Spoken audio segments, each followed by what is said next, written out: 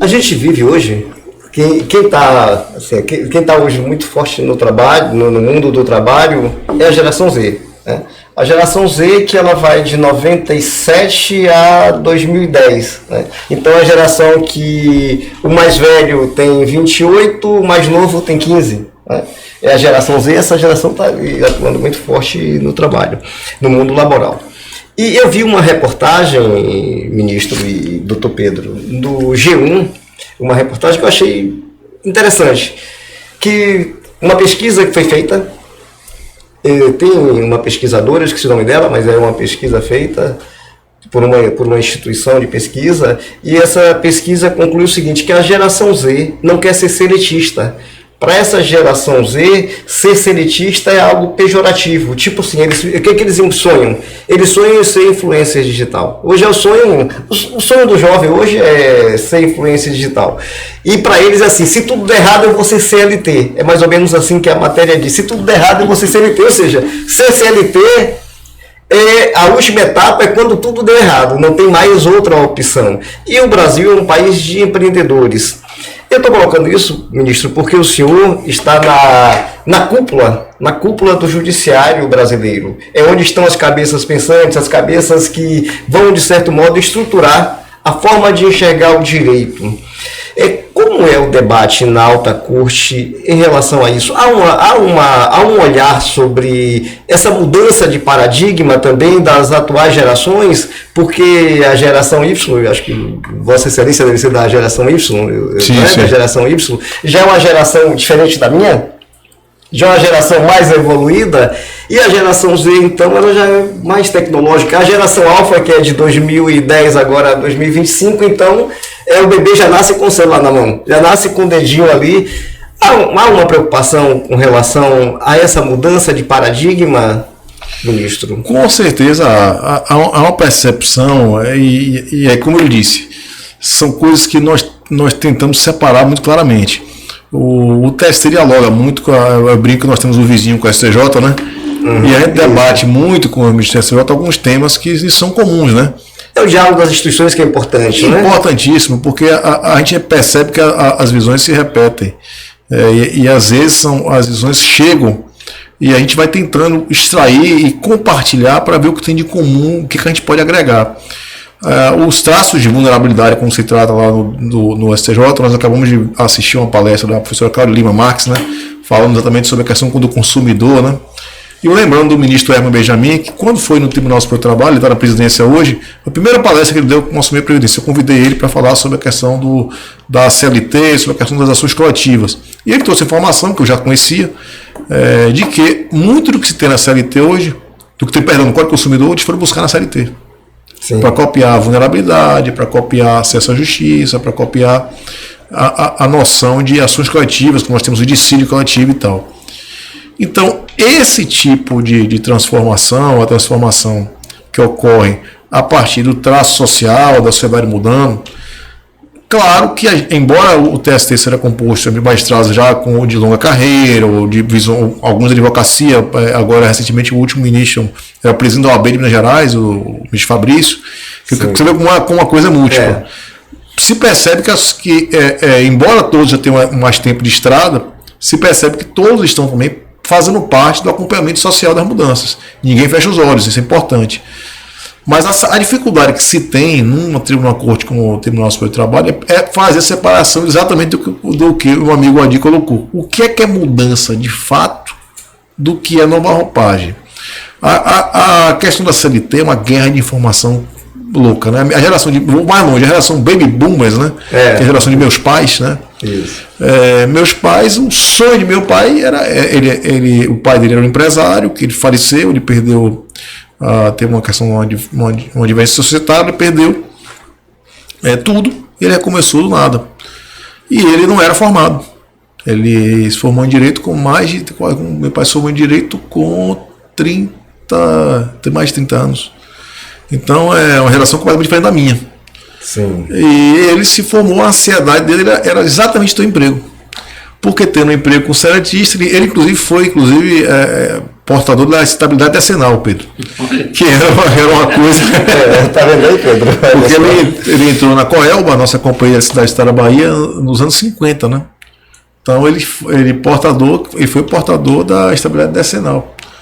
E a ansiedade da geração dele, de minha mãe, que foi colega de faculdade dele, de Direito, era exatamente ter a carteira assinada, para ter o fundo de garantia.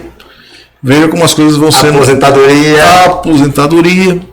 E ele tinha esse sonho de ter esse emprego para conseguir progredir. Hoje se criou o empreendedorismo tem que ser sempre incentivado. Sempre o empreendedorismo tem que ser incentivado. Eu acho que o empreendedorismo é a base do crescimento das nações, porque as pessoas vão desenvolvendo, vão criando novas tecnologias, vão progredindo, vão gerando mais empregos. Sim. Há uma série no canal History que é sobre os grandes empreendedores norte-americanos. Tem um sujeito que fez a manteiga de amendoim, há outro que fez a batata sequinha, o outro que fez as razões. Um fez um tipo de chocolate que foi usado na Segunda Guerra, por essa razão virou um chocolate importante e tal. E todos eles foram grandes empregadores. Eles foram em algum momento empreendedores, mas sempre geravam renda, geravam emprego. Então o empreendedor ele é a base da geração de renda, não há dúvida. Mas o empreendedor dificilmente, salvo se for algo de extremo conhecimento tecnológico profundo que só ele detenha, ele dificilmente consegue sozinho. Sim. Ele tem que empregar alguém para alguém fazer atividades, no mínimo acessórias ao que ele desenvolve. A confusão que há hoje aí é que está todo mundo pensando que é esse o número 1. E não existe isso no mundo real. Isso a gente percebe claramente. Existem atividades que elas são atividades típicas de emprego. E o fato de eu mudar o nome para empreendedor não vai virar empreendedor, ele vai continuar sendo emprego. Ele vai ser um emprego sem as garantias sociais. Aí que está. Isso eu acho que a gente percebe muito claramente. Se você puxar isso para a área de direito do consumidor, esquecer de trabalho, você vai ver a mesma coisa.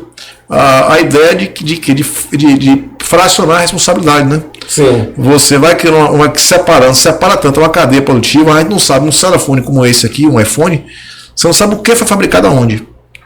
Aí quando você quer buscar uma responsabilidade, você tem uma cadeia enorme aí para buscar, de algum defeito, alguma coisa. Estou falando do celular, vamos pegar um carro, vamos pegar um produto mais sofisticado. Então, é a mesma coisa. O que está se buscando é um fracionamento de responsabilidades. E aí é que a gente tem que separar direitinho. O que é mudança, a gente tem que compreender, porque é mudança mesmo. E a gente tem que ter cuidado para não querer colocar o velho no novo, encaixar o modelo novo, né? Sim, no caso das plataformas, é o caso que eu não posso antecipar julgamento, é porque a matéria tem julgamento no Supremo Tribunal Federal. Me parece que a gente tem que voltar aos princípios de trabalho. Um deles é primazia da realidade. O que acontece nas formatações jurídicas de papel, pouco importa em face do que acontece na prática. Me relatava há pouco meu grande amigo do Tobadia uma situação em que parecia que de fato não era emprego. É uma pessoa que fazia quando queria, que desejava, mas há situações nas plataformas que me parece que de algum modo tem uma semelhança e tem aí, precisa analisar cada caso, para Brasil é a realidade, com a relação de emprego, até porque tem uma relação principal de dependência, que é um dos fatores de trabalho, não é só subordinação, é dependência, que é ligada a ela. Então eu não posso, minha esposa tem uma brincadeira, porque nós morávamos em Salvador, aqui na Ondina, a gente tinha uma ladeira enorme, e me incomodava muito, debaixo de chuva, às vezes você vê alguém passando com uma bicicleta para entregar uma pizza, né? Sim. Aí minha esposa, ela vai o empreendedor ali. Ó. Porque como é que uma pessoa que tem uma bicicleta pode ser um empreendedor? É completamente diferente de uma pessoa que tem um conhecimento para partilhar, uma tecnologia, ou criou um tipo de doce, um tipo de salgado. Aí sim você tem uma criação de empreendedorismo. Mas alguém que emprega a sua força de trabalho diretamente a outro, o autêntico empreendedor, sim, ser considerado empreendedor é que gera essa confusão inteira. Então, a gente separar o joio do trigo é um desafio muito grande. Eu acredito que as cortes superiores hoje estejam preparadas, porque também as cortes superiores hoje viveram um momento de grande judicialização no Brasil. Né? De 88 para cá, eu citava isso há pouco instante, um dos fenômenos da redemocratização, alguns fenômenos, todos nós vamos defender debaixo d'água, mas um dos fenômenos é a excessiva judicialização e o excessivo manejo de recursos, né? Então as pessoas nunca estão conformadas, né? Eu tratei com o professor Vitorelli, amigo de Pedro, se conhece muito bem, o Edilson, né? Sim, e o Edilson me trouxe uma coisa interessantíssima, que eu lhe confesso desconhecimento. Grande parte dos países no mundo não tem ação rescisória. Inclusive aqui na América Latina. A Argentina não tem, o Uruguai não tem. Então, a ação rescisória é o ápice do inconformismo, né? É verdade. Acaso. É o último cartucho, depois de julgado, de esgotar todos os recursos, você tem o último cartucho, que é a ação rescisória. Exatamente. E uma parte delas parece mais um recurso com o nome de rescisória. O nome de rescisória. Não, antigamente no Código Civil Código de Processo Civil de 39, né? Você falava no juiz peitado, né? Que era o juiz que recebia peito ou suborno. Então, esse caso é um caso para ação rescisória. Mas vejam, como o Pedro e querido amigo colocou, hoje a ação rescisória é uma continuação da litigância. Terminou o último recurso, já começa a rescisória, né? Já começa, só tem que respeitar o prazo. Mas você pode esperar 2 anos aí que lá vem ela tramitando. Então, é típico, é difícil falar isso, né? Mas é aquela ideia de que a gente tem que ter amor ao julgamento errado. Porque o julgamento errado faz parte do sistema. O sistema existe porque existe. E esse é onde certo e errado, tem um detalhe, que é a percepção de cada um, né? Verdade. Num negócio tão amplo chamado direito, né? Então eu acho que realmente a sociedade está mudando, as cortes estão compreendendo que a sociedade está mudando. O ritmo de Brasília é um ritmo diferente, como o ritmo de qualquer corte, qualquer cúpula, é um ritmo um pouco mais lento. É bom que assim o seja. É muito preocupante quando o Supremo, o TST, o STF decidem matérias que a sociedade ainda não conversou. Nós não estamos fazendo aqui conversando. Se tem uma ideia, tem outra, a gente conversa, complementa, diverge, converge. Mas a gente vai aprendendo, né? Eu saio aqui enriquecido com as visões, com essa ideia mesmo do imposto, eu já vou levar adiante. Então eu saio enriquecido daqui. E o que acontece? Quando o Supremo, o TST, decide uma matéria diretamente, e nos Estados Unidos a gente já conversou sobre isso, não é permitido. Um dos questionamentos da Suprema Corte é saber se a matéria está madura para ele decidir. A gente pula uma etapa de amadurecimento da sociedade. É verdade. Mas, ministro, aproveitando até esse privilégio de ouvi-lo, eu queria aproveitar para puxar outras questões, Wadir, se você Lógico, permitir. Pedro, claro. O senhor